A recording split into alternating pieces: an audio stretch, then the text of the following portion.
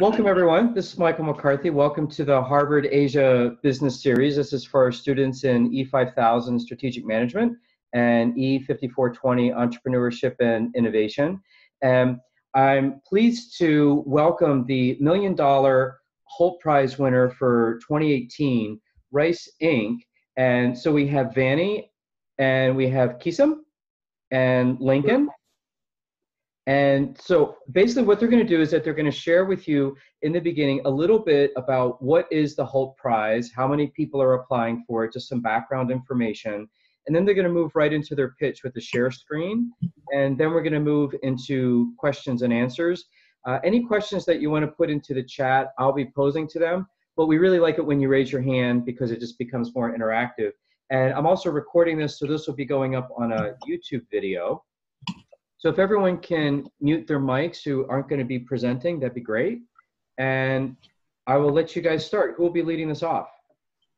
Yeah, I think I can share a bit about what is Hult Prize.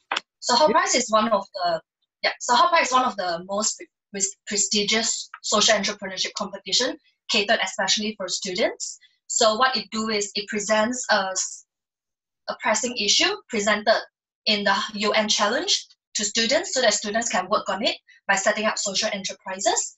And this year, there are around 200,000 startup entries, and Rice Inc. won as the Global Hult Prize winners with a 1 million seed funding.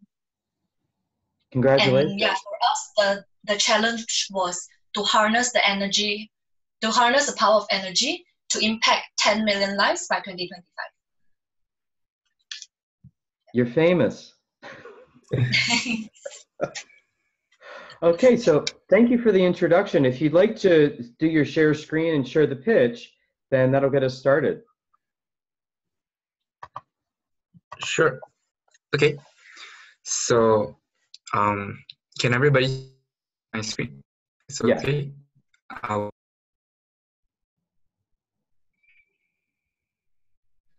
Okay.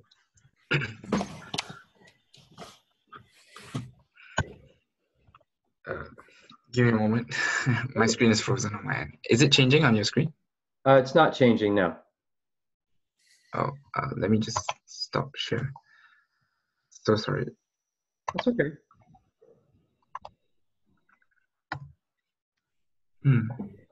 So if that keeps happening, Kisam or Vanny, do you want to share screen and then Lincoln will talk to the slides?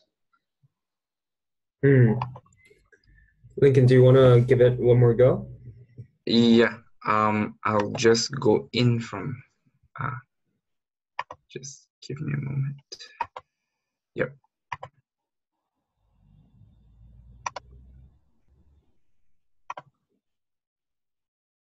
Okay. What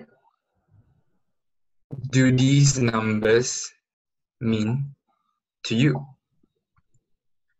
83 million total profit Rice Inc. generates, 15 billion bowls of rice, the energy of which we harness, and 49 million lives transformed by 2025. We first thought that we would make just a small dent in the universe by helping farmers dry their rice better instead of them drying it at the side of streets. But we realized we could have so much more impact if we added just one more step. And so we pivoted. Rice seeds are grown for 100 days, harnessing the energy of the sun, and they're harvested as wet paddy twice a year. But after harvest, rice needs to be dried and then stored. But before it becomes ready for your table, it also needs to be milled. However, smallholder farmers use traditional sun-drying practices that cause up to 20% grain loss and require multiple cycles of depth in order for something as simple as their child's education. This is because farmers take home only a tiny fraction of the value of their rice, as prices are dictated by those that come next in the supply chain. The big millers. Millers wield absolute power over price during harvest when farmers need money instantly because they need to pay back the debts that allowed them to plant in the first place. The amount of farmers affected by this in Southeast Asia is a staggering 70 million, with 2.8 in Myanmar, our target region alone. So Rice Inc. will change this. We aim to bring a sustainable, standardized, dry and store solution that is zero cost to the farmers, making it easy for them to adopt and to scale. Here's how it works. First, farmers bring their wet paddy to their local rice ink hub during harvest. We then dry their paddy with our biomass dryer. It's a proven technology that 80% of farmers in Myanmar can't access simply due to high capital cost. After drying, we will then store their rice for a period of 2 months. Rice Ink then sells the rice on behalf of the farmers, leveraging off-peak prices to get them the best price. Now, farmers don't have to face a big miller alone. Without Rice Ink, the best a farmer would have earned is about $160 to $170, taking home $42. But now with Rice Ink, he earns about $210 and takes home double, $84. But we also pay him 10% upfront to cover his living costs while he's waiting for us to sell his rice, but we sell it for a total of $250 off peak season. We take about a commission of 15% to plow back into our operations, giving the rest back to the farmer. Each Rice Ink hub is able to service about 1,500 tons of rice every year, perfect for one village, with a revenue of $375,000, a gross profit of $43,000, and a payback period of 5 months. With Rice Ink, farmers increase their rice quantity and quality, command higher prices for their rice, and also dry their rice 24 times faster, reducing drying times from 5 whole days to just 5 hours. We're doing all of this whilst powering our biomass dryers using the energy stored in rice husks, a byproduct of the milling process that would have otherwise been left to rot. By burning these rice husks, we produce 10 times less greenhouse gases. In the process, we also prevent the energy stored in 15 billion bowls of rice that would have otherwise been wasted to half of the population that depend on rice for their daily energy need. Being on the ground in Myanmar, we were able to fine-tune our business model to ensure farmers and other key stakeholders want to use our service. In fact, we have already set up our very first hub with 20 free farmers already pre-ordering 500 tons of their rice to be dried next week. Rice Ink leverages the existing rice ecosystem in order to scale. Within these villages, we're working with the village's trusted influencer farmers. Rice Ink hubs are installed on the land that we lease from these farmers, and we pay them a service fee. And these villages are organized into townships, with around 200 townships in 200 villages in each township. We're working with their mayors, getting their support in order to be able to cascade our impact from township to village to farmer.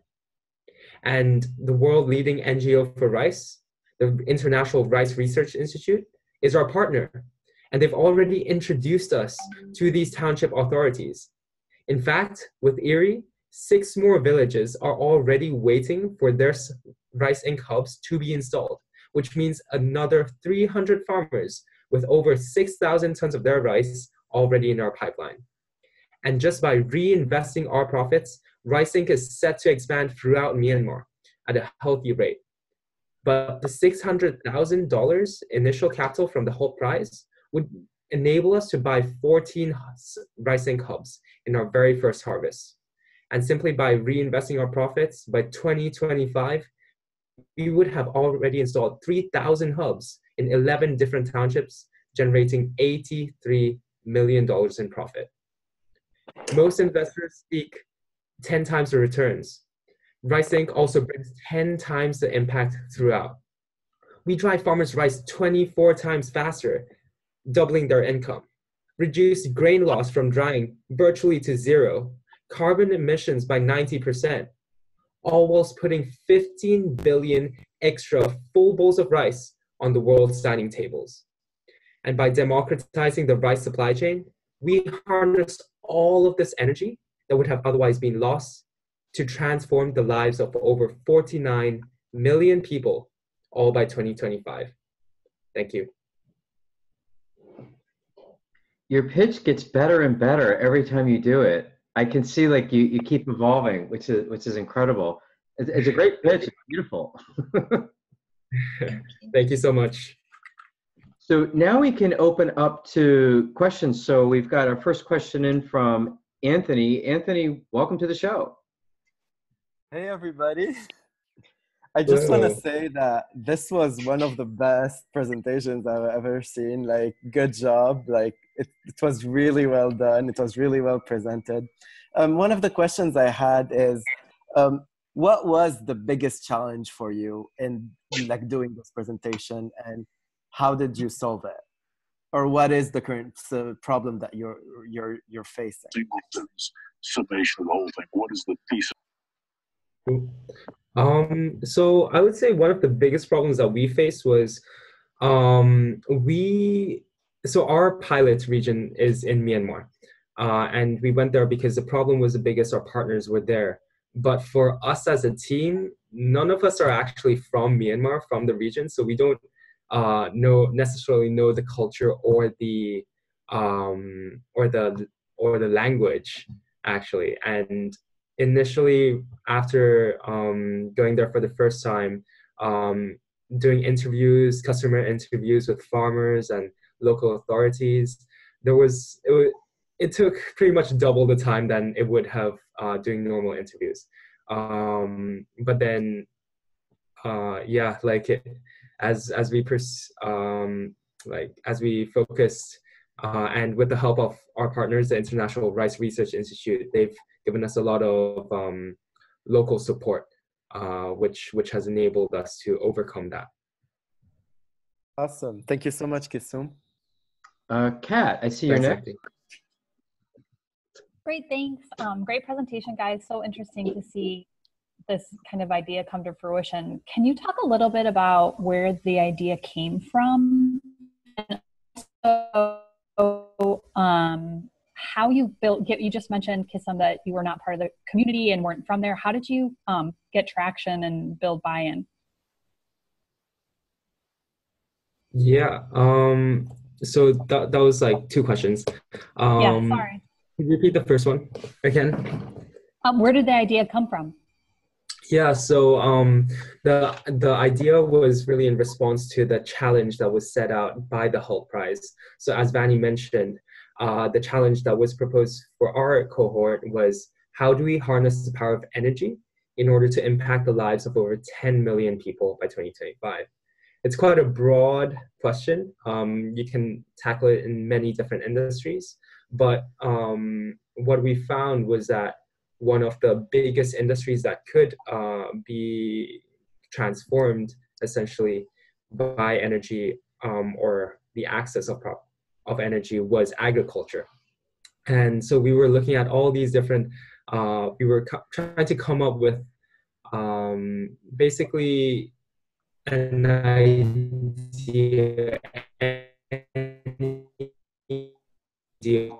for the very first round of the we were thinking about vertical farming and all different things, but what had happened was nothing really stuck until I think it was 1 week before the actual competition, when it was like 2 a.m. in the middle of the night, and we as a team decided we had to have an idea that night, otherwise we wouldn't have enough time. And Lincoln comes across this article that says over 80% of rice that's ever produced doesn't actually get to market. And so the whole team was blown by that. But it turns out that was a very inflated figure. And the actual figure is around 30%. And so that just like got us digging, trying to like find out what actually was the cause of this massive amount of loss, because in an industry that's worth $51 billion, that's a lot of loss. And as we slowly dug more and more into what was causing it, we found out it was drying. We found out it was drying in terms of farmers not being able to access the proper equipment that they need. And so that's how the idea evolved. And your second question was? how do you plan on, or how did you build some of the influence, and what are your plans on getting buy-in for going forward? Yeah, I think for us, so we had to really play it strategically because a lot of things weren't in our favor, i.e. the language barrier and the fact that we weren't based in Asia either. But so what really helped was being able to target the right people at the right time. And so the very first step for that, in order to get industry knowledge, was to basically contact the experts in the field, which was the International Rice Research Institute. They have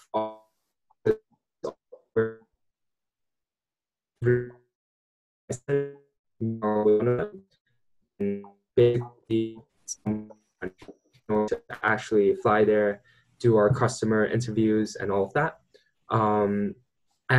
But what was advantageous for us was that they already had this, because they were already working with farmers there. They already had key farmers that they knew were influencer farmers, that they knew if they targeted these people, they would get the right information. There wouldn't be as much resistance when they were trying to introduce new ideas, for example.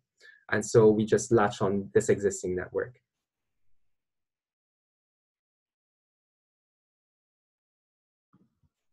And Melissa, I see your hand is up. Hi. So I don't know anything about the rice industry. I didn't even know there was a whole process to that. You talked about what was that? Oh, I think you're frozen. Talked about the drying. Oh, is he freezing anyone else or just me? He's freezing up just a little bit. Okay. Oh. I think you're unfrozen. Go ahead, Melissa. Okay. Yeah. So the drying process, you said you store it for them. How does that all work? Okay, so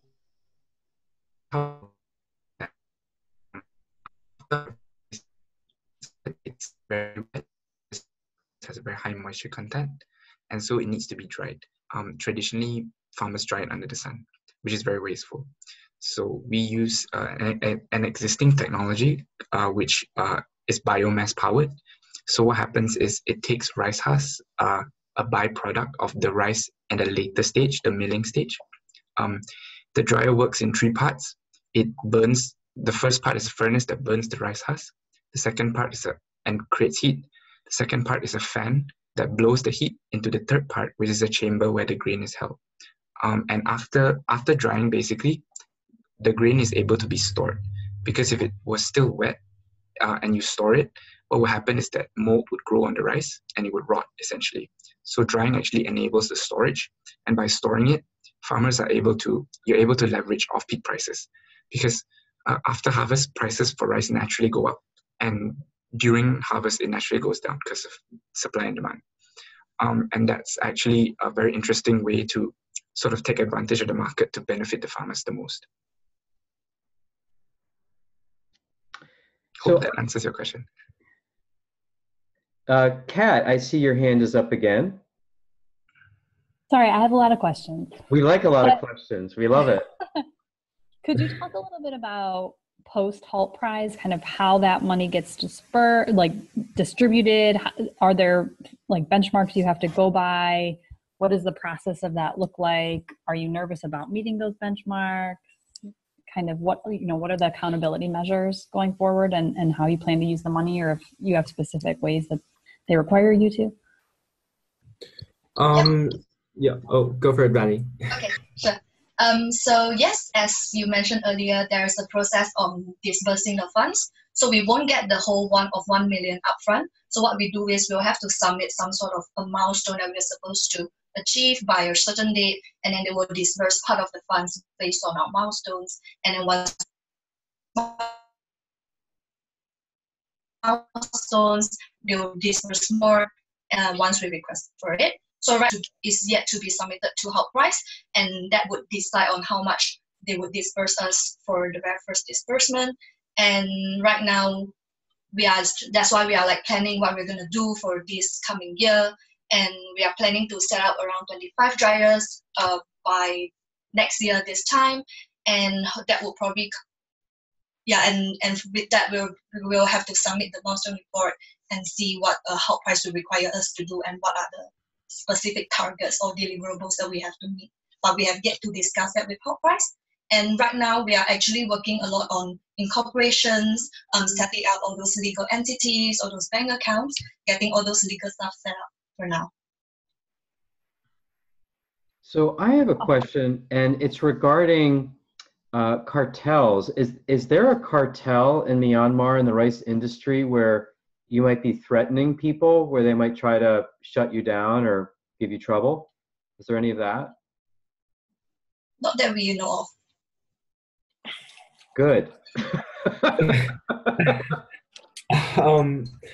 Well, like just to build on to that, not that we know of, but because we're working very closely with extend your offerings to. So hi, I'm just going to mute your mic for a second there. Go ahead, Kisum. Yeah, so as we've mentioned, we work closely with the International Rice Research Institute and also with the government in a couple of townships as well. So because of our network, hopefully having like a cartel wouldn't impact what we're trying to do that much. So culturally, since you're not from Myanmar, how are you being received by the locals? What do they think of you?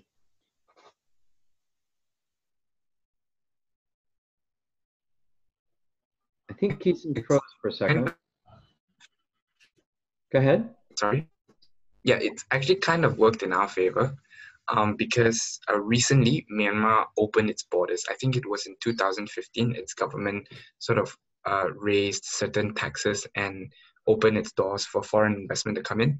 So there's been this inflow of, I guess, foreign businesses investing in Myanmar. And so when we went there, it was slightly different from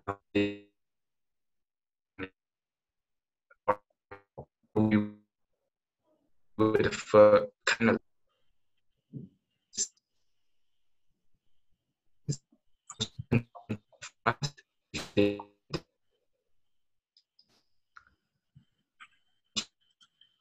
of random people walked into their villages, and so sorry. You were kind of cutting in and out. Is anyone else having trouble with hearing Lincoln, or is it just me? Not for me though. Oh, so Vanny's hearing it. Kat, you're hearing it okay? Okay, thanks. It goes in and out. Okay, could you just repeat that, Lincoln? Okay, no worries. Also. Oh. You know what will help, Lincoln? Okay, here's a hack for everyone. When anyone talks, turn your camera off, and that's going to increase the bandwidth on your audio. So Lincoln, if you just turn off your video and then answer the question, we should be able to hear it much clearer. Try that. Okay. So basically, I'll just repeat what I said. Yes. It actually worked in our favor, them receiving us as outsiders, because Myanmar just recently opened its doors for foreign investment in 2015. So there's been this influx of foreign investors into Myanmar, and for some of the villages we're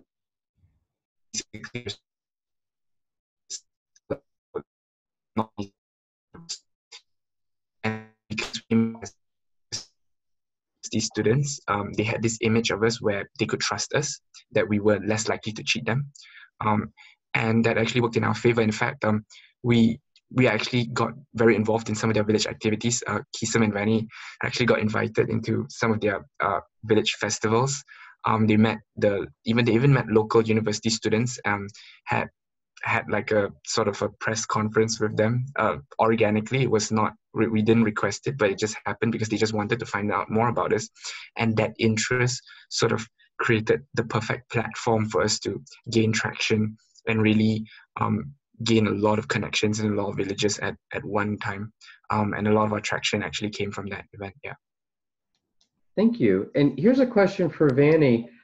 How do you handle the time management, because you're all still full-time students? How are you running a startup, and look at the smile, and going to school at the same time? How do you handle that? Yeah, that's a very good question. And to be honest, we are all still kind of find our way through how to manage our studies as long as running Rising simultaneously. So we actually a team of around 6 to 7 people. So what we do is we try to split out the tasks, and each of us have like a specific task. And for us, we'll have like meetings every 2 weeks. So kind of incorporated some of like a Scrum framework, where we'll meet up every 2 weeks and make sure that we keep everyone in check of what they're supposed to deliver, and if people don't deliver, we will have like a feedback system on checking why are you not delivering what you promised to do. So I think that kind of put us on accountable of delivering what we promised. For me personally, I think it's a lot of planning in advance. So for example, I will have known what are my academic deadlines were, and Lincoln and Kisum, I would have informed both of them. And so if I was really busy at that period of time, both of them would have helped me a lot on when I couldn't attend some of like the events or some of the talks. So I think it's just like helping each other out and try to maneuver our schedule to make sure that everyone sort of help each other and make sure everything works out in place. Yeah. And that leads me to my next question. Are there any restrictions on how you use the Hult Prize money? Specifically, are you permitted to hire people, perhaps like a local full-time person on the ground in Myanmar, and is that of interest to you? In terms of, are there any restrictions for the Hult Prize money? I guess it's just like your standard, oh, don't go out and buy a Ferrari or a couple of Ferraris. But yeah, basically don't do anything stupid was what Ahmad told us, the Hult Prize CEO. But in terms of recruitment, actually, so that was a potential avenue that we were looking at as well. And so it is definitely possible. And yeah. Okay, so they would allow you to do it, just as long as you don't buy a Ferrari. That's correct. Excellent. Yeah. So Hult Prize. So sorry, I'll just add on to what Keeson said. So Hult Prize will kind of come in. So we are kind of flexible in terms of how we use the money. We can buy some assets. We can hire people. Like they don't have any restrictions in terms of that. But if they sort of spot that you're misusing the funds a little bit, they might come in. They might interfere and like start looking at your accounts and like start questioning you on how you're using your expenses. So it has sort of happened in the past when people are not using the funds very appropriately, and Hult Prize has sort of stepped in to just audit and make sure that everything is proper and you're not misusing the funds, basically. And does the Hult Prize take any ownership of your startup, or is it no strings attached?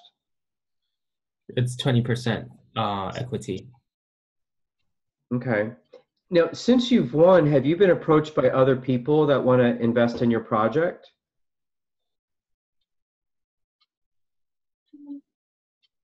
No, not really, I think. And so now we have a question from Sohail, one of our students in Canada. Sohail, I'm going to unmute you because I see you're, oh, there you go. Let me see, are you unmuted? Can you hear me? Yep, we can hear you, great. Great presentation. So I actually had 2 questions for you guys. First of all, I wanted to know if you're planning to expand your offerings to broader international markets or international regions. For example, countries like India or Iran, the country that I was born and raised, there are lots of rice farms and also high quality rice. So I wanted to know if you are planning to expand your offerings to broader regions, international markets. That's the first question. And the second question, when you estimated that 83 million figure, I just wanted to know if you can elaborate a little more on that.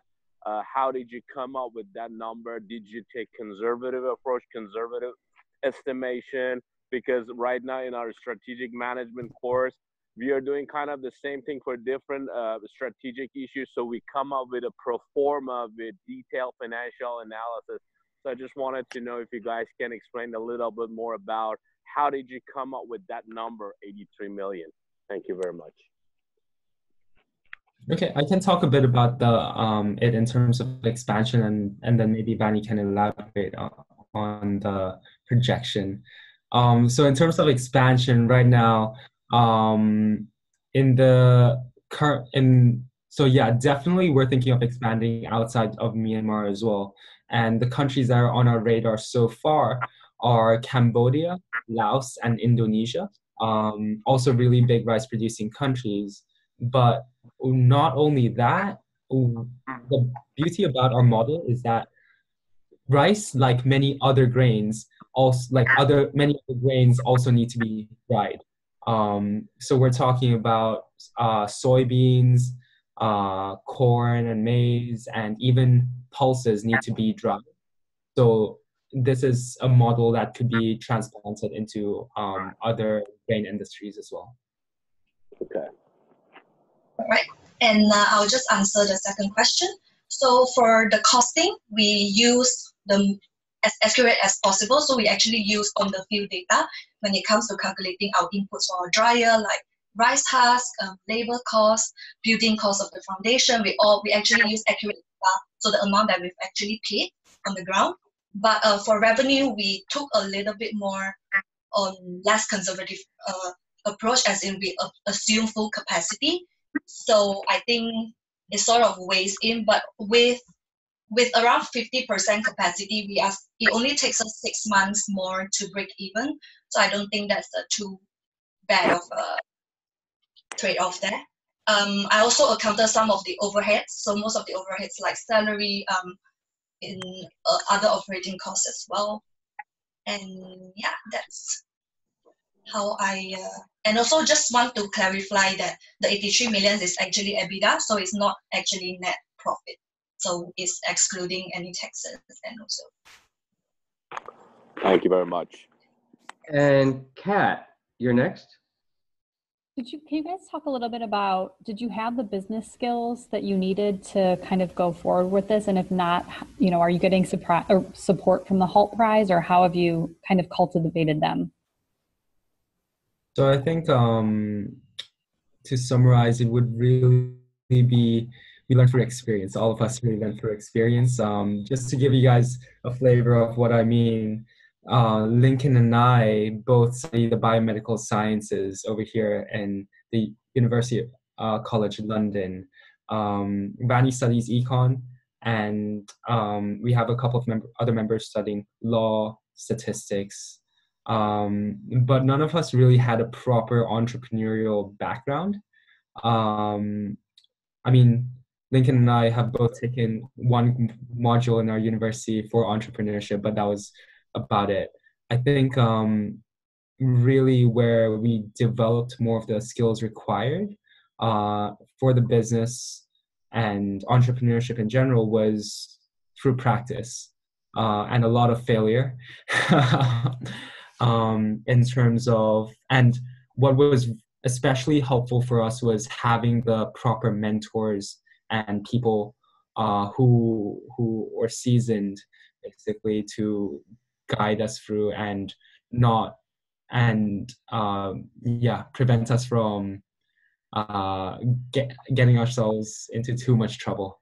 But I think we owe a lot of our knowledge to the mentors throughout. So the Hult Prize is structured in a way that at every stage of the competition, there are 4, even starting from the campus round at UCL, there are a panel of judges, and those judges are experts in the field, in their respective fields. And so it was just a matter of contacting these judges and then really seeing which one of them could potentially benefit the business plan and the enterprise as a whole. And as we progressed through the competition, the caliber of judges and kept on increasing, and there was just a massive wealth of knowledge at the end of the day. And even at the accelerator program, they were literally flying people in from all corners of the world. For example, there was Abe Minkara, who is the portfolio manager for Mark Cuban's Shark Tank companies that were there to like guide us. There were people who were experts in the energy sector, and so learning from them was definitely how we survived. There were also pitch experts like Michael here, who was flown in as well. So we actually met Michael at the accelerator. So he was one of the mentors that came over during one of the weeks. So hi, Michael. Hi, it's good to see you again. I was going to ask regarding the mentors, is Ashok actively mentoring you still? Ashok was one of the head mentors at the Hult Prize. I was wondering if he's still actively involved with you. No, not right now, but soon to be. Well, I would encourage you to maybe have a deeper relationship with him, because I know that he's retiring soon and he's actually looking for something else to get involved with. So he might, I believe he's looking for a project. Don't quote me, you'd have to ask him directly, but I believe he has the time, willingness, and energy to spend more time with you. And I think he's a great mentor. He's probably one of the most diplomatic, multicultural people I've ever met. Yeah, definitely. Yeah. So that brings me to another question I have. You're talking about going into other crops like soy, corn, and maize. Are there, what is the busy season for you when the rice is being harvested? And is there another crop that you could be working on during your downtime so that you have a constant flow of work and drying? Okay, so for example, I'll take Myanmar. The busy periods for Myanmar would be from April to June, and as well as October to December. So those are the two harvest seasons. And actually what we've figured out is that there's another crop that the agriculture ministry in Myanmar is trying to push for rice farmers to grow in between those two seasons. So in between December and April, they're encouraging farmers to grow peanuts. And peanuts can be harvested. They grow faster, so they can be harvested in between. And so that provides, it also needs to be dried. And so it provides, I guess, an exciting opportunity, because the margins for peanuts are actually much higher than rice. And there was also another crop that we encountered even in Myanmar for the other cycle. So in between June to October, some farmers grow pulses, and it can actually be harvested much faster than rice. So it also offers another crop in between that cycle. There were also other things that we encountered that could potentially be dried as well. Well, you bring up another follow-up question before I call on Kat, and I'm going to give Bill Thornton an alert that I'm going to be asking him a question. We have a lot of peanut farmers in the southeast of the United States, and if Myanmar is new to that crop, I'm curious, Bill, if there are like consultants, peanut farmer consultants in the southeast that might be able to help them when they're ready to do that. Do you know if they had interest in getting consultation on peanut farming, where they would go for that? Well, peanuts are a big crop in the southeast, especially in Georgia and southeast Alabama. Dothan, Alabama is a place I go to regularly, and it's a huge crop there, probably the biggest crop in the area. So there are definitely some people there. One thing, I live in Mississippi, and rice farming is a big crop along the Mississippi Delta. Some of the farmers there also raise crawfish in their rice paddies as a dual crop. Is that anything that you've seen done in China with using the rice fields for other purposes? So yeah, actually one of the projects our partner is working on is called the rice fish project, and they're looking at how you could make paddy fields more efficient. So and how you would grow fish alongside paddy fields, and how you would sort of create an ecosystem where the water from that is the fish pond would also sustain the paddy field at the same time. It's a really exciting project. It's growing not just in Myanmar, but in parts of Bangladesh, India, and even in Philippines and Vietnam, if I'm not mistaken. You know what's interesting? Are you guys familiar with crawfish in Asia? Do they have crawfish in Asia? Have you heard? I've eaten crawfish I before. don't think we have crawfish, but we know what crawfish are. It's just like, yeah. Because I'm like thinking that prawns, but- yeah. I'm thinking that it would be popular in Asia because it's so close to a shrimp. Yeah, so they do grow shrimps with paddy fields in Vietnam. That's what we've heard. Interesting. Okay. So just one last thing on the peanuts. Jimmy Carter, when he was our president, he was a peanut farmer, and he is really big on social entrepreneurship. It's mostly in the housing side. I forgot the name of his group, but he builds houses for people. But he would probably actually be someone that would be interested in helping you, since he does know the peanut industry, and he's very socially minded. And I hear he's very approachable. Like, you could probably get a hold of him if that would be of interest to you. Yeah, we'd love to connect. I mean, you've already met one president, Bill Clinton, so like, why not keep on going and just meet the nice ones? Jimmy Carter's a nice guy. Yeah, Kat's right. A Habitat for Humanity. That's the name of his organization.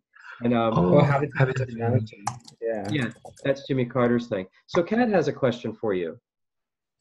Yeah, can you guys talk a little bit about, I don't know how you label the rice, or if it gets labeled privately by you guys, if it's under Rice Inc. And if you're not doing that, have you thought about it to kind of get at the fact that this is a social benefit rice, and if you buy it, you're doing a good thing? Yeah, so that's what we're working on right now, actually. And yeah, exactly. So at the very core of our mission is to really bring as much benefit to the farmers.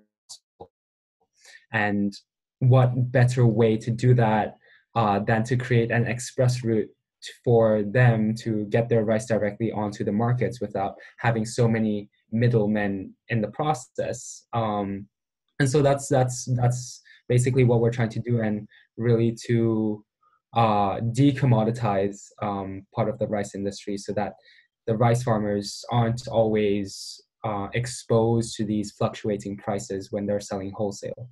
Instead, have like a set price that they can basically guarantee their livelihood on. Yeah. So you're thinking that you're going to be able to say, hey, consumer, this is a good thing if you buy our rice, versus some of the other rice may not be as social as beneficial for society as yours may be? Yeah, I don't see why not. Just curious. And Bill has a question or comment. Yes, I was just wondering if you could speak a little bit about the process you went through on deciding what dryers to use. I think you originally were thinking about using solar-powered dryers, and then changed to using the rice hulls versus, say, natural gas and other things they use in the United States. But could you talk a little bit about that process? What led you to choose those dryers, and also, who manufactures those for you? Okay. So yeah, like you mentioned, when we first started, we found what we call a solar bubble. So it's basically a solar powered dryer, but it was much smaller.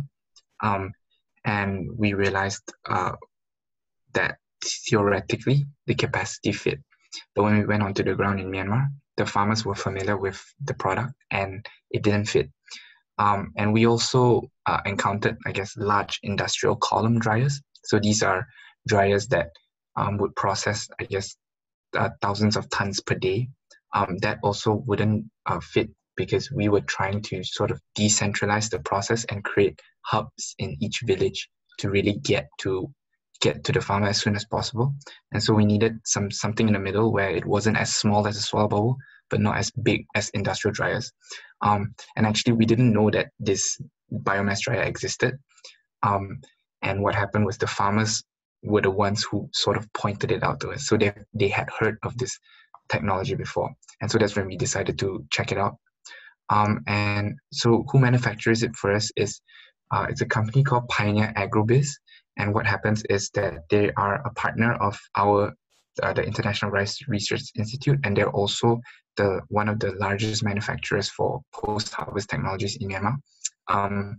But the good thing about it is that so they are the owner. He's also the vice president of the Myanmar Rice Federation, so he has a lot of connections, and he has a passion for, I guess, developing the smallholder farmer industry in his country. And so our visions kind of aligned.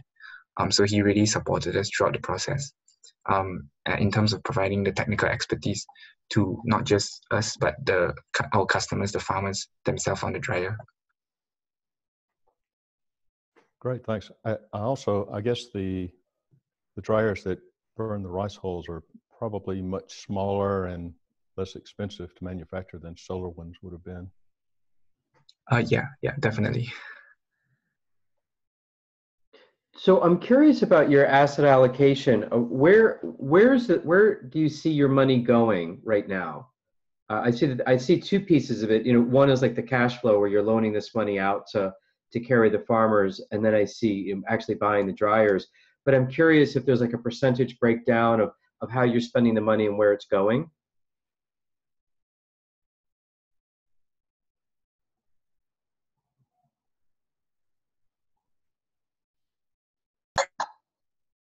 Couldn't really hear the whole question. If you can just repeat it. Yeah, sorry. Sure. I'm curious how the money is being spent and where, like percentage wise, 20% is going to dryers, 20% is going to making these short-term loans to the farmers. I'm just curious, where is the money being dispersed and used? All right, thank you. So around 35% would be paying the farmers upfront to sustain their living expenses until we sell the paddy off season. Around 25%.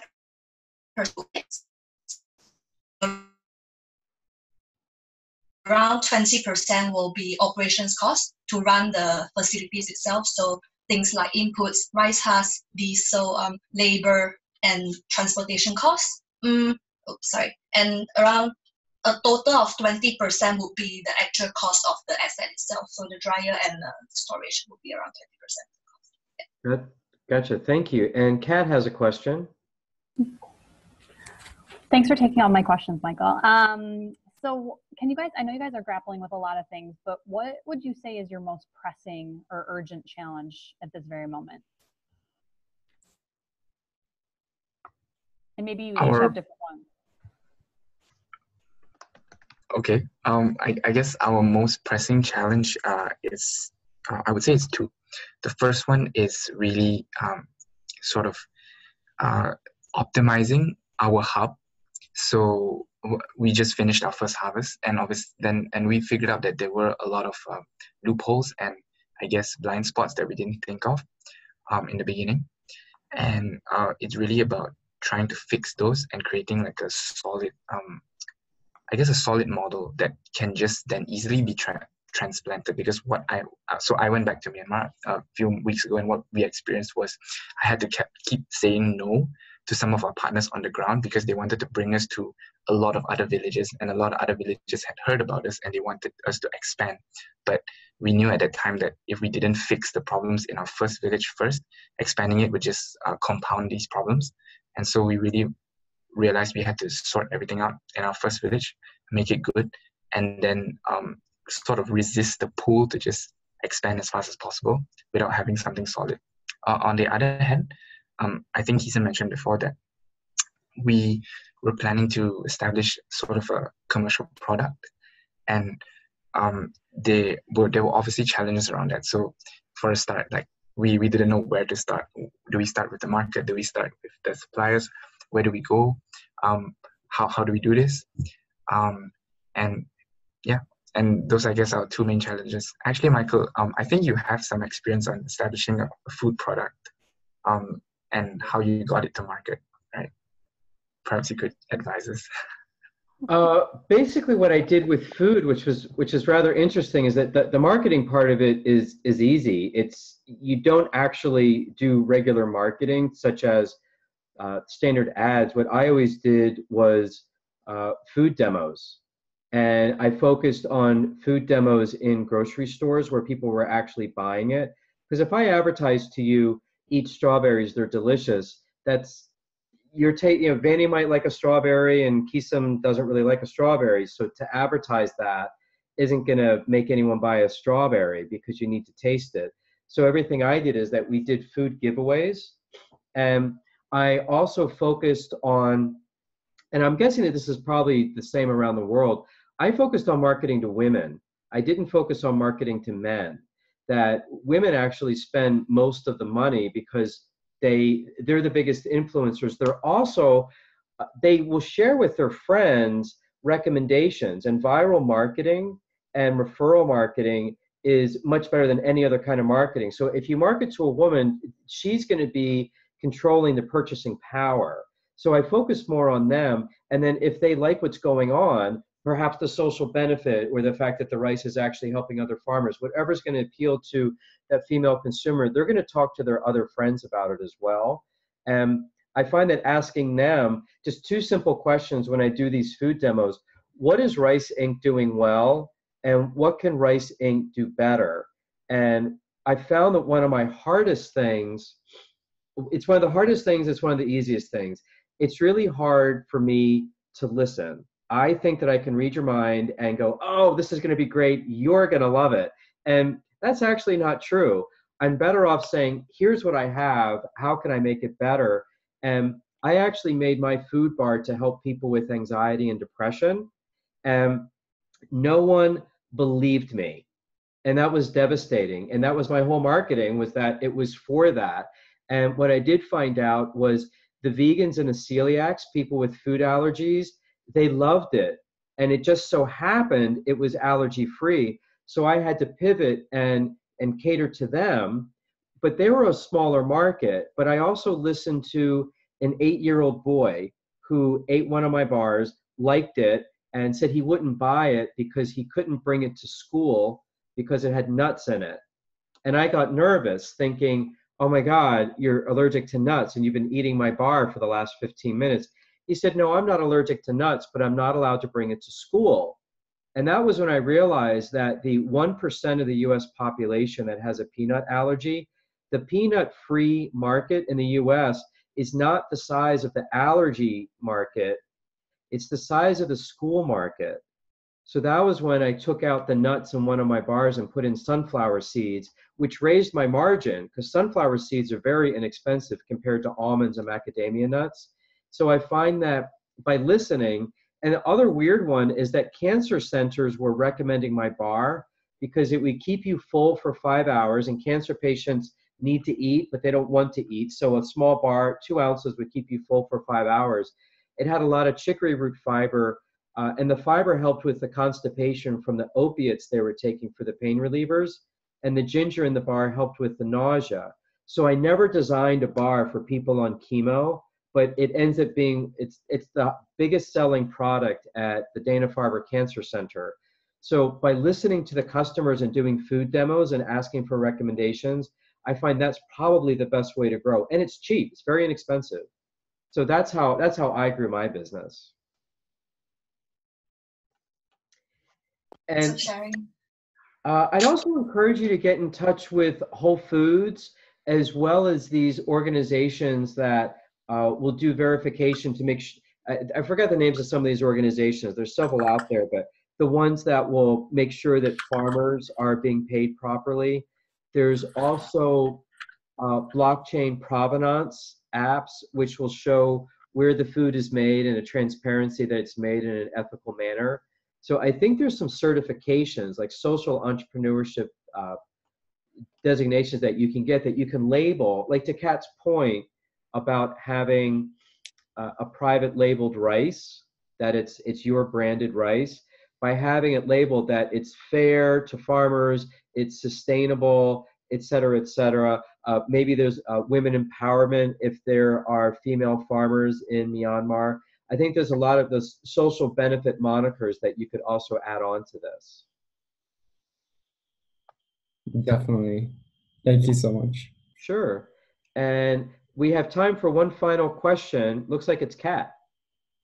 Thanks. Can you guys talk a little bit or give some advice to aspiring entrepreneurs about how to overcome the fear of competing, whether it be in the Hult Prize, but I would say probably even more so in business in general, and how you've overcome that and that kind of fear of failure and fear of kind of putting yourselves out there and competing? I think in terms of the fear of failure, we all have faced that very early on in the Hult Prize, even now, to be honest. But what we've realized was the fastest way that we have improved was through failing, through understanding that, oh, this did not work out so well, so let's change that core aspect of it and pivot. And there's that saying that we really believe in is fail quickly. Fail a lot, but get back up quickly. Is how we like to see this. Oh, one thing that I put in is there's no such thing as failure. It's just feedback. It doesn't feel that way at the time, but just keep saying it, and eventually you'll believe it. So we're out of time. We're up at the 10 o'clock hour.